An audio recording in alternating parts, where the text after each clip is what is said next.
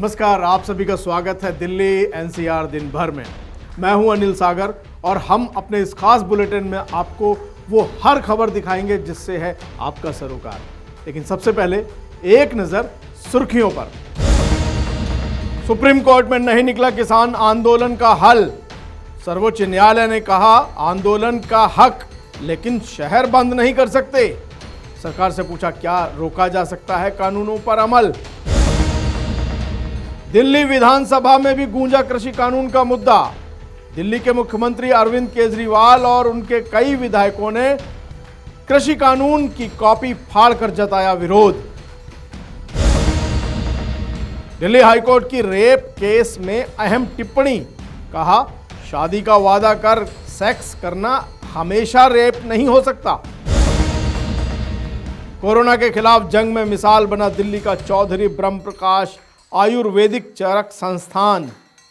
नहीं गई एक भी कोरोना मरीज की जान। दिल्ली एनसीआर में 2 डिग्री तक गिर सकता है तापमान। उत्तर भारत के कई राज्यों में अगले 2-3 दिन रहेगी कड़ाके की ठंड।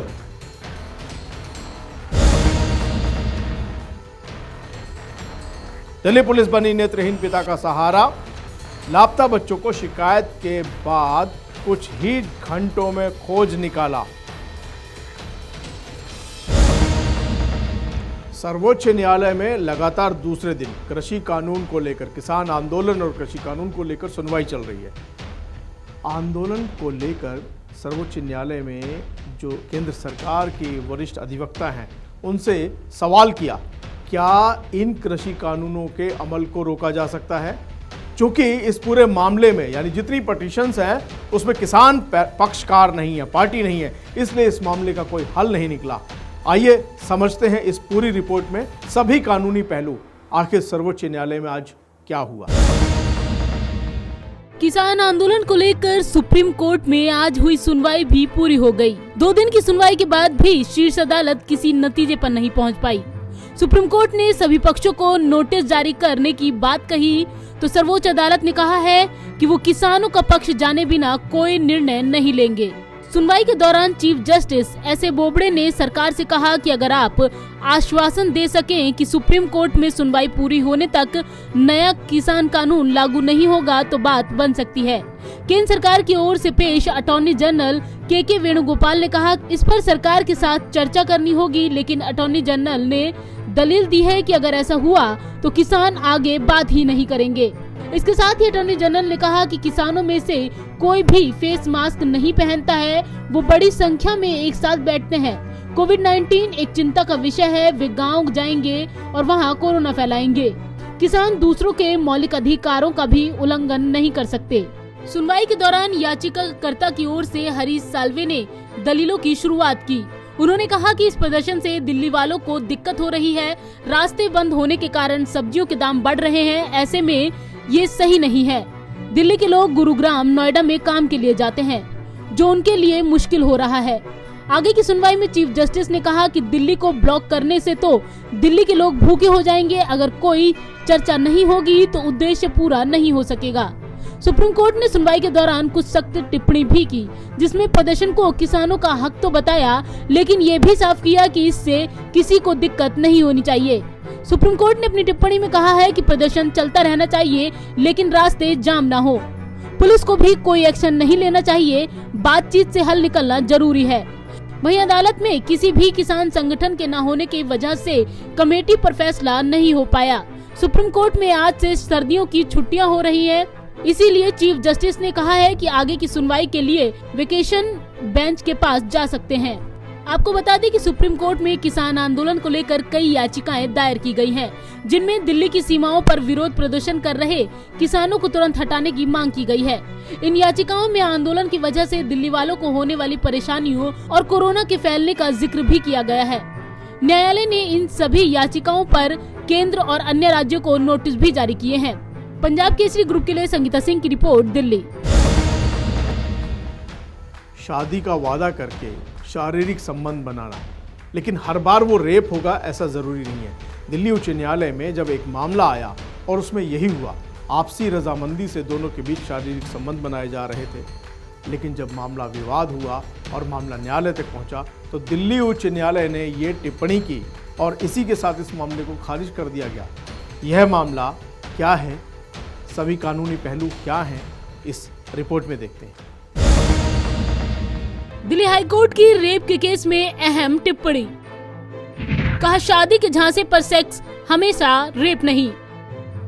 महिला की अपील को कोर्ट ने किया खारिज। निचली अदालत के फैसले को सही ठहराया। जी हां, दिल्ली हाईकोर्ट ने एक महिला की उस अपील को खारिज कर दिया है जिसमें उसने शादी के बहाने रेप करने वाले एक शख्स को बरी करने को लेकर चुनौती दी थी। हाईकोर्ट ने कहा है कि शादी के वादे पर सेक्स करने को रेप नहीं कहा जा सकता अगर महिला लंबे समय तक लगातार शख्स के साथ शारीरिक संबंध बना रही हो। महिला ने एक व्यक्ति के खिलाफ रेप का केस दायर किया था जिसे कोर्ट ने खारिज कर दिया। इस महिला ने एक व्यक्ति के साथ महीनों तक शारीरिक संबंध बनाए थे। जस्टिस विभूति बाखरू ने अपने आदेश में कहा कि शादी के वादे के आधार पर यदि पीड़िता थोड़े समय के लिए शारीरिक संबंध बनाती है तो ये रेप की श्रेणी में आएगा, लेकिन जब ये संबंध लंबे एवं अनिश्चितकालीन समय तक चलता है तो उसे रेप नहीं कहा जा सकता। कुछ मामलों में शादी का वादा पीड़िता को शारीरिक संबंध बनाने के लिए उकसा सकता है, हालांकि इसके लिए वो सहमति देने के लिए भले ही इच्छुक न हो। इस तरह के उकसावे में आकर पीड़िता न चाहते हुए भी अपनी सहमति दे सकती है। महिला का आरोप था कि व्यक्ति ने शादी के नाम पर उसके साथ शारीरिक संबंध बनाया और उसे धोखा दिया। महिला की शिकायत है कि व्यक्ति ने दूसरी महिला के लिए उसे छोड़ दिया। हालांकि कोर्ट ने रेप के आरोपी व्यक्ति को आरोप मुक्त करने के ट्रायल कोर्ट के फैसले को सही ठहराया और महिला की अपील को खारिज कर दिया है। निचली अदालत ने अपने फैसले में कहा था कि महिला के साथ शारीरिक संबंध बनाने के लिए शादी का वादा कर उसकी रजामंदी नहीं ली गई।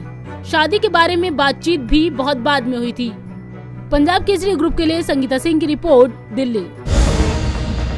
दिल्ली में कोरोना से कई ऐसे अस्पताल थे जहां पर लगातार मौतें हो रही थी, लेकिन एक अस्पताल था ऐसा जहां पूरे कोरोना काल में हजारों ठीक होकर तो गए लेकिन किसी की जान नहीं गई। कौन है वो अस्पताल, कहाँ है? जी हाँ, दिल्ली में ही है। आइए देखते हैं। राजधानी दिल्ली में कोरोना ने कई लोगों की जान ली, लेकिन दिल्ली में एक ऐसा भी अस्पताल है जहां एक भी कोरोना संक्रमित की मौत नहीं हुई है और वो अस्पताल है खेरा डाबर स्थित चौधरी ब्रह्म प्रकाश आयुर्वेदिक चरक संस्थान। यहाँ की खास बात यह है कि इस अस्पताल ने जो चिकित्सा पद्धति अपनाई है वो कमाल की है, जिसको लेकर दिल्ली के स्वास्थ्य मंत्री सत्येंद्र जैन ने भी बधाई दी है। आइए यहाँ की प्रधान निदेशक डॉक्टर विदुला गुजरवार से जानते हैं इस अस्पताल की खास बातें। जो 18 अप्रैल से हमारे यहाँ ये जो सेंटर शुरू हो गया CSC कोविड हेल्थ सेंटर, उसमें आज तक मेरे डेटा के अनुसार यहाँ पे 2175 पेशेंट एडमिट हो चुके हैं आज की डेट तक, और उसमें से सिर्फ अभी वार्ड में 28 पेशेंट है आज की डेट में, क्योंकि कोरोना का जो सर्ज था वो कम हो गया है दिल्ली में और पेशेंट पॉजिटिविटी कम हो गई है। इसमें हमने इन सारे 2175 पेशेंट में से टोटल 230 पेशेंट आज तक रेफ़र किए हायर सेंटर में। तो आप बाकी के आप कह सकते हैं कि यहाँ से हमने उनको 10 दिन रख के और उनको अच्छी तरह से उनका इलाज आयुर्वेदिक चिकित्सा के थ्रू करके उनको घर पे भेजा। अभी आज की डेट में अभी मेरे प्रेजेंट डाटा के हिसाब से 24 पेशेंट है सिर्फ, जबकि हमारी स्ट्रेंथ 170 बेड की है। इसी के साथ यहाँ के नोडल ऑफिसर डॉक्टर नैमिष राज ने भी बताया कि कैसे यहाँ आए मरीजों को दवाओं में विशेष रूप में संशमनी वटी नागार्दी क्वाथ अमाल की चूड़ का प्रयोग किया जाता है। इतना ही नहीं, इसके साथ साथ हास्य योग, ध्यान, प्रार्थना व काउंसलिंग के माध्यम से मरीजों को मानसिक व शारीरिक रूप से भी स्वस्थ रखने की कोशिश की जाती है। यहाँ पे जो पेशेंट आते हैं उनको आयुर्वेदिक पद्धति से इलाज किया जाता है। उसमें ज़्यादातर पेशेंट्स को एक प्रोटोकॉल दिया जाता है। उसमें जैसे संशमनी बट्टी दी जाती है 2-2 गोली दिन में 3 बार। एक अमल की चूर्ण होता है, इम्यूनो बूस्टर ड्रग है अमल की चूर्ण, उसको आधा चम्मच सुबह आधा चम्मच शाम को दिया जाता है। और इसके अलावा जो नागरादि क्वाथ जिसमें गुड़ूची और शुंठी और हरितिकी पड़ी होती है, ये भी इम्यूनो बूस्टर ड्रग है, ये दी जाती है पेशेंट्स को। इसके अलावा अगर पेशेंट को कोई प्रॉब्लम होती है, तो जैसे अगर बुखार नहीं उतर रहा है तो सुदर्शन घनबटी है, गोदंती भस्म वगैरह जो है, इस तरह की चीज़ें दी जाती हैं। अगर लगातार खांसी आती है तो उसके लिए कंठकारी ओले है, अगस्त हरितिकी है। सांस की प्रॉब्लम होती है तो उस जो प्रॉब्लम होती है उसके साथ उसको ठीक करने के लिए आयुर्वेदिक ट्रीटमेंट दिया जाता है। आपको बता दें कि खेरा डाबर स्थित चौधरी ब्रह्म प्रकाश आयुर्वेदिक चोरक संस्थान में जिन मरीजों का इलाज किया गया है उनमें 1 महीने के बच्चे से लेकर 106 वर्षीय बुजुर्ग शामिल है। खास बात यह है कि यहाँ अभी तक किसी भी कोरोना संक्रमित की मौत नहीं हुई है। फिलहाल यहाँ कोरोना संक्रमितों के लिए 170 बेड आरक्षित है। पंजाब के हिस्ट्री ग्रुप के लिए नवीन कुमार की रिपोर्ट। धूप खिली हुई है, बावजूद इसके ठिठुरन हो रही है। जी हाँ, मौसम विज्ञान के जो वैज्ञानिक हैं वो पहले ही कह चुके हैं कि शुक्रवार, वीरवार और संभवतः शनिवार तक मौसम का यही मिजाज रहेगा। दिल्ली में ठंड रहेगी और पारा 5 डिग्री तक जा सकता है, इसलिए अपना ख्याल रखें और इस खबर को जरूर देखें। उत्तर भारत में शीतलहर का प्रकोप जारी है। मौसम विभाग के अनुसार पंजाब, हरियाणा, चंडीगढ़, दिल्ली, पश्चिमी उत्तर प्रदेश और उत्तर राजस्थान में अगले 3 दिन तक ठंडी हवाएं चलने का अनुमान है। उत्तर प्रदेश, उत्तराखंड, उत्तर राजस्थान, बिहार और हरियाणा में सुबह और शाम को घना कोहरा छाया रहेगा। उत्तरी राज्यों में न्यूनतम तापमान में पिछले कुछ दिनों से 3-4 डिग्री सेल्सियस की गिरावट दर्ज की गई है। वहीं दिल्ली में कपकपाती ठंड का दौर जारी है। दिल्ली में आज न्यूनतम तापमान 5.8 डिग्री सेल्सियस रहा, जो सामान्य से 3 डिग्री कम है। मौसम विभाग की माने तो अगले 2 दिन तक पंजाब, हरियाणा, चंडीगढ़, दिल्ली और पश्चिमी उत्तर प्रदेश में कड़ाके की ठंड पड़ने का अनुमान है। इसके साथ ही कोहरा भी छाया रह सकता है। इसके अलावा दक्षिण के तमिलनाडु, पुडुचेरी और कराइल में 16 से 18 दिसंबर के बीच भारी बारिश हो सकती है। पहाड़ों पर बर्फबारी से मैदानी राज्यों में ठिठुरन बढ़ गई है। दिल्ली में पारा 4 डिग्री तक लुढ़क गया है। मौसम विभाग ने 16 दिसंबर को दिल्ली का पारा 4 डिग्री तक पहुंचने का अनुमान लगाया था। दिल्ली, एनसीआर और उत्तर भारत में सर्दी सितम ढा रही है। उसकी मुख्य वजह पहाड़ों पर बर्फबारी है। आपको बता दें कि मौसम विभाग का कहना है कि 2 से 3 दिनों में उत्तर भारत के तापमान में 3 डिग्री सेल्सियस की गिरावट आ सकती है। मौसम पूर्वानुमान के मुताबिक दिसंबर के आखिरी हफ्ते में दिल्ली का तापमान 2 डिग्री से भी नीचे जा सकता है। दिल्ली ही नहीं बल्कि पंजाब में भी ठंड का प्रकोप बढ़ेगा। उत्तर भारत का पारा लुढ़क कर 3 से 5 डिग्री सेल्सियस तक पहुंचेगा। वहीं मौसम विभाग के अनुसार पारा अभी और गिरने के आसार है। केंद्र शासित प्रदेश में जम्मू एवं कश्मीर की कश्मीर घाटी में रात्रि तापमान गिरकर जमाव बिंदु से नीचे पहुंच गया। गुलमर्ग में न्यूनतम तापमान 0 से 10.2 डिग्री सेल्सियस नीचे रिकॉर्ड किया गया। वहीं दिल्ली में अभी ठंड से बिल्कुल भी आसार नहीं दिख रहे हैं राहत मिलने के। अभी दिल्ली में और भी ज्यादा ठंड बढ़ने के आसार हैं। पंजाब के हिस्ट्री ग्रुप, नई दिल्ली। वो अपनी आंखों से देख नहीं सकता, लेकिन उसके दोनों बच्चे 5 दिन से गायब थे। उसने दिल्ली पुलिस को इत्तला दी। दिल्ली पुलिस की ये सफलता है, ये दिल्ली पुलिस की सतर्कता है कि उसने उन दोनों बच्चों को ढूंढ निकाला। आज वो दोनों बच्चे अपने पिता के पास हैं। दिल्ली का ये पूरा मामला क्या है, हमारे संवाददाता की नजर से। दिल्ली पुलिस ने सतर्कता का परिचय देते हुए 5 और 3 साल के 2 लापता बच्चों को ढूंढ निकाला और नेत्रहीन पिता का सहारा बने। दरअसल बाबा हरिदास नगर पुलिस को पीसीआर कॉल रिसीव हुई, जिसमें व्यक्ति ने बताया कि उसके 5 और 3 साल के दोनों बच्चे चेतन विहार इलाके से लापता हैं और आसपास के इलाके में ढूंढने पर भी वो नहीं मिल रहे हैं। इसके बाद बाबा हरिदास नगर थाना में मामला दर्ज कर लिया गया। एसएचओ की देखरेख में चेतन विहार इलाके में पुलिस की एक टीम पहुंची और लापता बच्चों को ढूंढना शुरू कर दिया गया। पुलिस टीम ने आसपास के इलाके के सीसीटीवी कैमरे की फुटेज भी खंगालनी शुरू की। इसी दौरान पुलिस को एक और कॉल रिसीव हुई, जिसमें बताया गया कि 2 लावारिस बच्चे मिले हैं।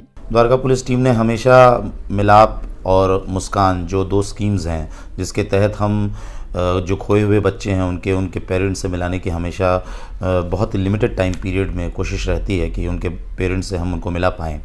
इसी अभियान के तहत कल BSD नगर जो हमारा बाबा हरिदास नगर है उस पुलिस स्टेशन में हमें एक 4:12 को 14 तारीख को एक कॉल मिली कि मेरे 2 बच्चे 2 घंटे से नहीं मिल रहे हैं और जिनकी उम्र 5 साल और 3 साल है। इस कॉल का संज्ञान मिलते ही वहाँ की पुलिस टीम तुरंत एक्टिव हुई और फिर उनकी बड़ी कंटिन्यूअस कोशिश रही, बहुत आयाम की कोशिश रही। अनाउंसमेंट्स कराए, CCTV फुटेजेस चेक कराएं, जितने भी शॉपकीपर्स और वेंडर्स थे उनसे पूछताछ की। इन अथक प्रयासों के कारण 1 घंटे के अंदर हमने दोनों 5 साल और 3 साल के जो ये बच्चे थे उनको रिकवर किया और उनके पेरेंट्स को सुपुर्द कराया। इस सूचना पर पुलिस की टीम तुरंत खेरा मोड़ पर पहुंची और दोनों बच्चों को वहां से बरामद कर उन्हें सुरक्षित उनके माता पिता को सौंप दिया गया। अपने बच्चों को सही सलामत वापस पाकर परिजन काफी खुश हैं और दिल्ली पुलिस का भी शुक्रिया अदा किया। इस मामले के बाद एक बार फिर दिल्ली पुलिस की कार्यशैली की तारीफें हो रही हैं। दिल्ली से नवीन कुमार के साथ संगीता सिंह की रिपोर्ट, पंजाब केसरी ग्रुप। तो ये था हमारा खास बुलेटिन और आप बाकी सभी उन खबरों से जुड़े रहिए जिनसे है आपका सरोकार। अलर्ट रहें, ध्यान रखें अपना। ठंड है, कोरोना भी चल रहा है और मुझे यानी अनिल सागर को दीजिए इजाजत। नमस्कार। देखते रहिए पंजाब केसरी, नवोदय टाइम्स TV।